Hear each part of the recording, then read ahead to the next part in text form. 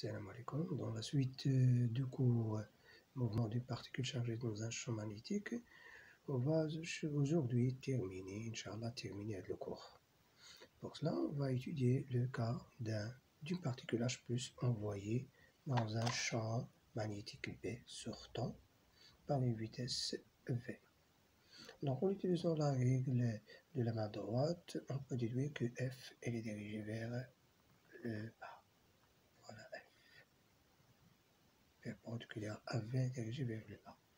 Et ma particule va réaliser ou exécuter ce mouvement le long de cette trajectoire. Dans un point quelconque, je peux représenter F. Par exemple, ce point-là, M. Point-là, je le nomme M. Je peux représenter ma force.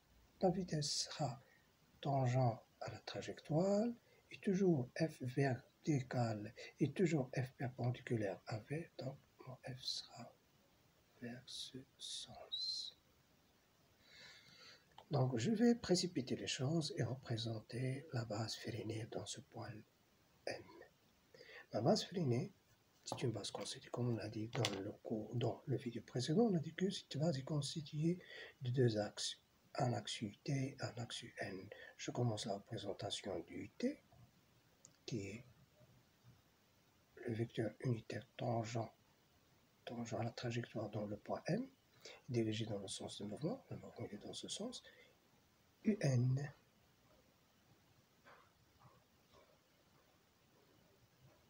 UN, perpendicularité dirigée à l'intérieur du cercle ou de ma courbure. Pour cette forme-là de la trajectoire, on va le déduire à la fin de mon étude théorique. Ça veut dire pourquoi ma particule exécute spécialement cette forme qui est circulaire. On va le déduire comme résultat de cette étude. Donc, pour étudier le mouvement de ma particule, je vais adopter la deuxième loi de Newton. Pour énoncer cette loi, je commence toujours par dicter ou citer le système étudié. Donc, système étudié. C'est la particule H+. Puis, bilan des forces extérieures.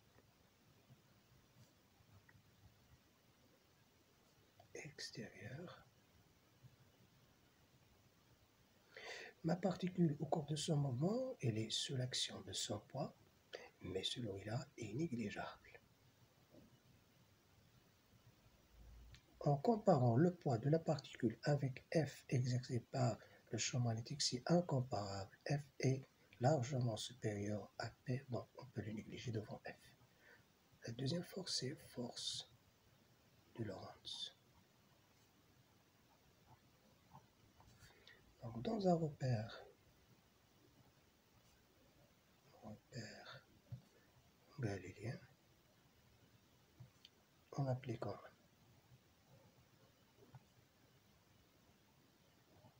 la deuxième loi de Newton, qui dit que la somme de vecteurs force extérieure égale la somme de vecteurs force extérieure exercée sur ma particule égale à sa masse multipliée fois son accélération. F égale à mhg. Et je pense à utiliser, j'ai un mouvement curviligne, donc c'est mieux de travailler dans la base phérénée. Donc, dans la base freinée, GF, elle est sur UN. Donc, mathématiquement, je peux écrire, je peux remplacer F par son intensité, son module multiplié par le vecteur unitaire EN. M, dans le vidéo précédent, on a parlé de l'expression de l'accélération de la base phrénique, qui est V au carré sur REN plus M d de V sur d de T UT. Pour exploiter, ça veut dire obtenir des résultats à partir de cette équation vectorielle, c'est obligatoire de faire les projections. Donc, projetons je vais donner ici la valeur, le symbole 1 pour cette expression, projetons l'expression ou l'équation sur l'axe. Je commence par UT, c'est mieux. Donc en projetant donc F, je projette mon F sur ET, voilà F sur ET, ça donne A0. Égal. MV au carré sur R, je projette UN sur UT, ce sont des vecteurs orthogonaux perpendiculaires, donc ça donne A0. Plus MT de V sur T de T.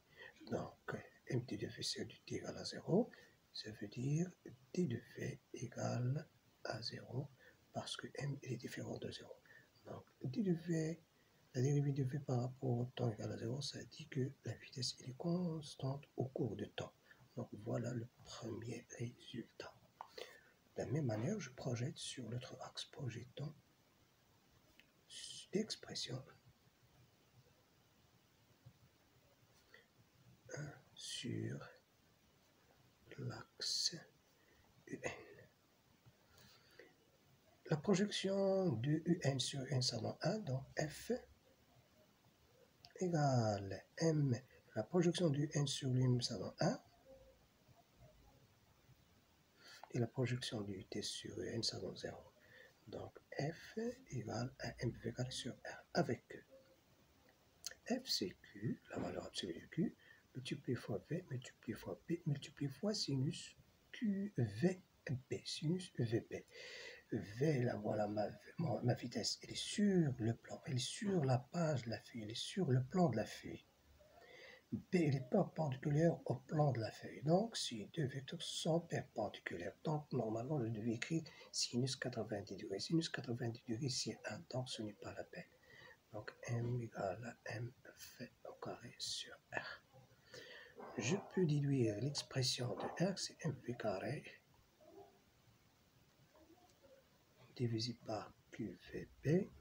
Je simplifie par V et j'aurai R égale MV. Je simplifie, j'ai V au carré en haut, V en bas, je simplifie par V et ça reste un seul V en haut et pas de V en bas. Je cadre le deuxième résultat qui dit que le rayon de la courbure de ma trajectoire, c'est la masse de la particule qui est une donnée constante, multiplié fois la vitesse qui est une donnée déduite constante après la première projection, divisé par la charge qui est constante et P qui est constante, donc le résultat final est constant. Donc je le nomme le résultat numéro 2. Donc d'après ces deux résultats, le premier et le deuxième, d'après 1 et 2, on déduit que le mouvement de la particule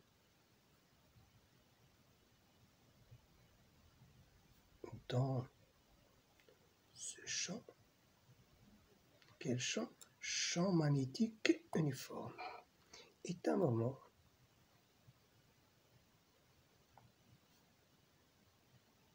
circulaire.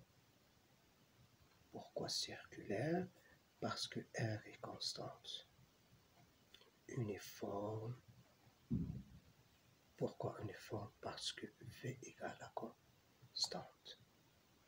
Donc, d'après cette étude-là, qui est basée sur la deuxième loi de Newton, on constate que le mouvement de ma particule de la champ magnétique uniforme, c'est un mouvement circulaire uniforme avec cet résultat qui est très important, qui est dans la relation entre le rayon de cercle de la trajectoire, le rayon de la trajectoire qui est un cercle avec les autres paramètres de ma particule et de champ.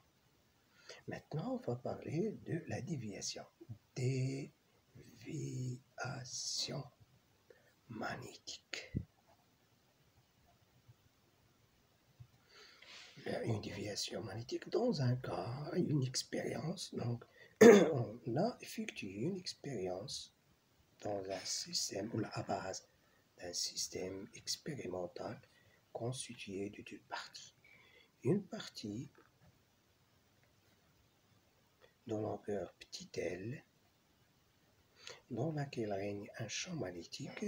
Pour moi, je vais prendre le même cas pour simplifier et gagner du temps. Donc, je suppose qu'on a envoyé une particule avec une vitesse v, quelle particule, la même particule H+, dans cet appareil ou système expérimental dans lequel on a un champ magnétique entrant.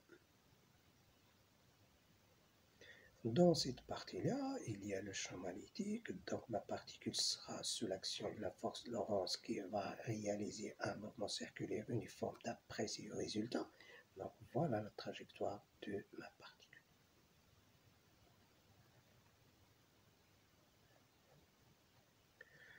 Puis, mon système expérimental est constitué normalement d'une partie de longueur L où il y a un champ magnétique et une autre partie en haut, de l'autre côté, dans lequel il n'y a pas de champ magnétique. Ça veut dire il n'y a que, donc, dans l'autre partie, tout simplement, il n'y a pas de champ magnétique. Je vais donner la longueur ou la caractéristique géométrique de cette partie. Cette partie-là, elle est éloignée du point de départ de ma particule par une distance, je l'appelle L. Dans cette partie, il y a ce qu'on appelle un écran. Maintenant, je vais analyser le mouvement de ma particule. On fait envoyer H+ de ce point-là. Dans cette partie-là, il y a un champ magnétique. On va exécuter un champ. Il va exécuter. Elle va effectuer un mouvement circulaire uniforme. Dans sa trajectoire, ce sera un cercle. Lorsqu'il quitte cette partie, il ne sera plus sous l'action d'aucune force parce que normalement le poids est négligeable. Donc, dans cette partie-là, elle va exécuter un mouvement linéaire. Donc, il aura ici un mouvement linéaire uniforme. Pourquoi? Parce que d'après le principe d'inertie, si mon élément est isolé, ça veut dire qu'il est sous aucune force, son mouvement, c'est un mouvement linéaire uniforme. Donc, il va exécuter une trajectoire linéaire. Maintenant, je parle de ma déviation. Ma déviation, c'est cette distance. Par exemple, je donne ici le point T'. La déviation linéaire ou la déviation dimensionnelle, c'est cet écart dimensionnel. Pourquoi? Parce que ma particule a sorti de cette longueur, de cette position, et elle a quitté mon système dans cette position. Donc voilà Tm.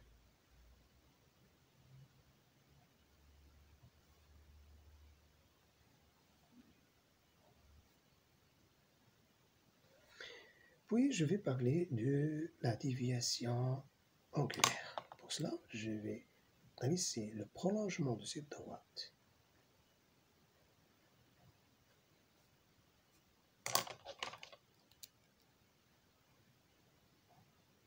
Voilà la déviation angulaire, alpha.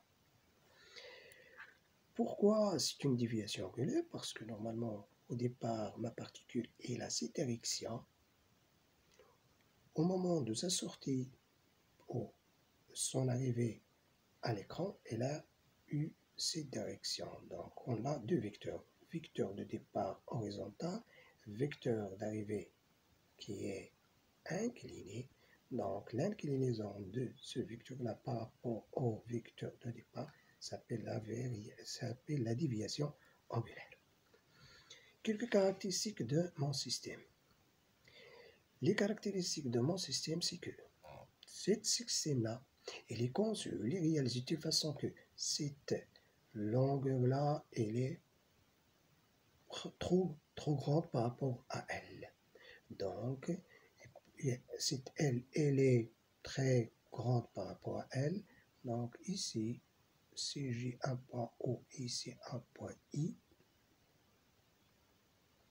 le point, ici c'est un point I, on peut dire que, voilà I, donc on peut dire que O, I, elle est infiniment petite par rapport à elle. Donc, j'aurai que IT qui est égal IT qui est égal à L moins OI. Cette distance est très petite par rapport à L, donc on peut dire que IT est proche à L. La première remarque. Une autre chose, l'angle de déviation est très petit. L, alpha est trop petite.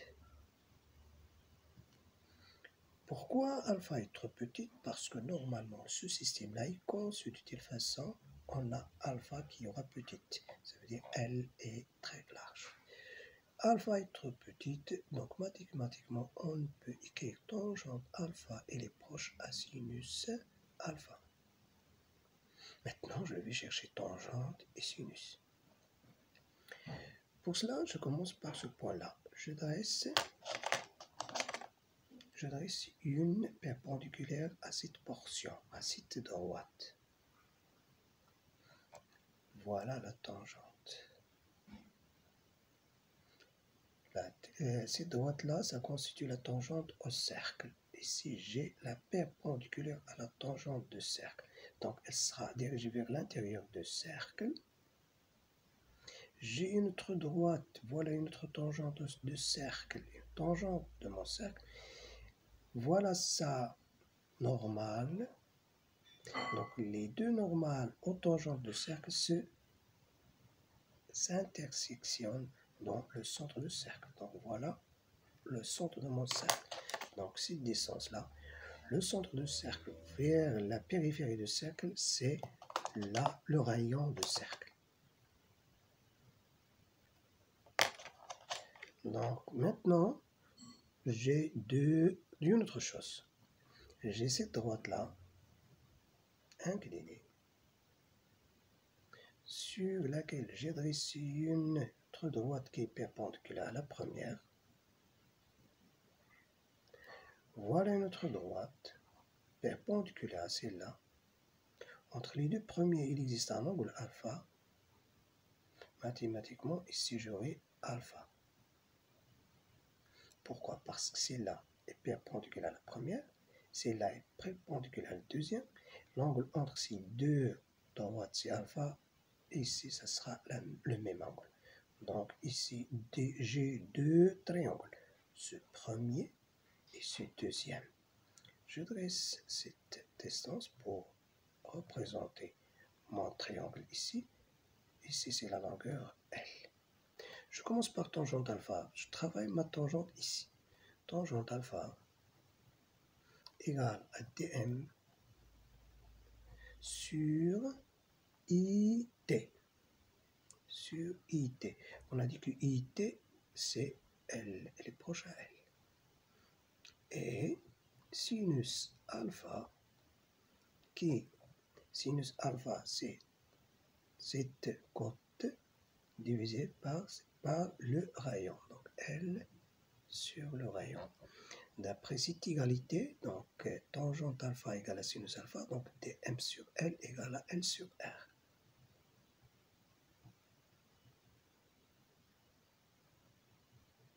Donc pour moi, dm sera égal à L, petit l, multiplié fois grand L, le tout sur R, égal.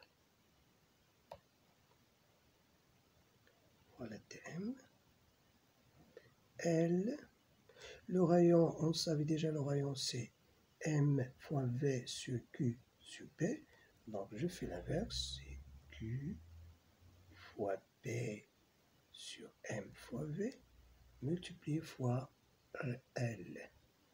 Donc ma déviation c'est la longueur de la partie orine, le champ magnétique, multiplié fois la charge de ma particule, multiplié fois l'intensité de champ magnétique divisé sur la masse de la particule et sa vitesse, le tout multiplié fois L.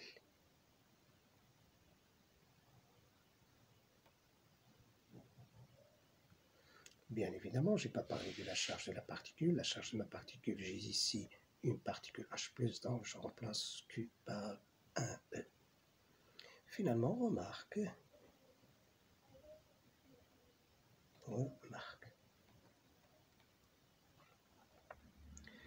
La dernière remarque, on a la puissance de champ magnétique, c'est la force magnétique multipliée fois la vitesse de la particule de ce champ. Ces deux vecteurs sont perpendiculaires parce que F résulte du produit vecteur réel de V. Toujours, on a F qui est perpendiculaire à V, donc ça donne 1, 0. Ça veut dire que la puissance magnétique est déjà delta UC sur delta T égale à 0. Donc, delta EC de la particule AZ est égal à 0. Donc, UC égale à constante, l'énergie cinétique. Ce qui dit que la vitesse est constante. Donc, résultat, le champ magnétique ne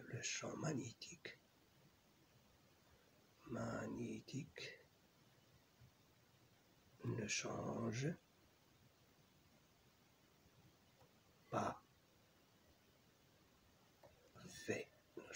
pas V, qui est la vitesse de la particule. Donc, c'est un deuxième résultat, c'est une autre démonstration pour démontrer que la vitesse de ma particule dans ce champ magnétique est une vitesse uniforme. Donc, c'est fini pour cette vidéo. Donc, je vais faire un petit rappel ce qu'on a de voir. La première partie de cette étude a concerné la démonstration que le mouvement de ma particule dans un champ magnétique est un mouvement circulaire uniforme en se basant sur la deuxième loi de Newton.